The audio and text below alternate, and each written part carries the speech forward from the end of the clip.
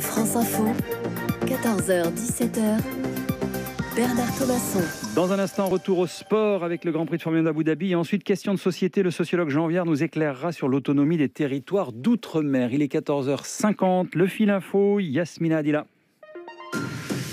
Emmanuel Macron acte le non à l'indépendance de la Nouvelle-Calédonie. Une victoire écrasante de plus de 96%. Troisième scrutin marqué par un fort taux d'abstention qui dépasse les 50%.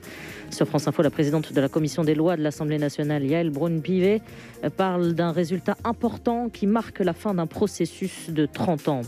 Et après les résultats, les réactions des candidats à la présidentielle. Il faut maintenant œuvrer à la restauration de l'unité. Je le ferai, tweet la candidate du Rassemblement national Marine Le Pen. Valérie Pécresse des Républicains salue la victoire la victoire du non en évoquant un grand moment de bonheur. Nous sommes revenus à la case départ, constate de son côté l'insoumis Jean-Luc Mélenchon. Pas de reconfinement pour les fêtes, assure Olivier Véran. Selon le ministre de la Santé, le pic de la 5e vague de Covid-19 est vraisemblablement en train d'être atteint.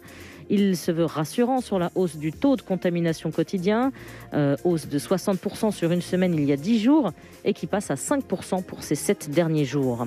Les étudiants premiers bénéficiaires de l'indemnité inflation, les versements débuteront dès demain. Assure sur France Info le ministre des Comptes publics Olivier Dussopt. 38 millions de Français sont concernés par cette somme de 100 €. Au moins 100 morts aux États-Unis après le passage d'une trentaine de tornades au centre et au sud du pays qui a touché l'Arkansas, le Missouri, le Tennessee, mais c'est le Kentucky qui est particulièrement touché par le phénomène déjà qualifié d'historique. France Info. Le fil sport, Cédric Guillou avec la Formule 1.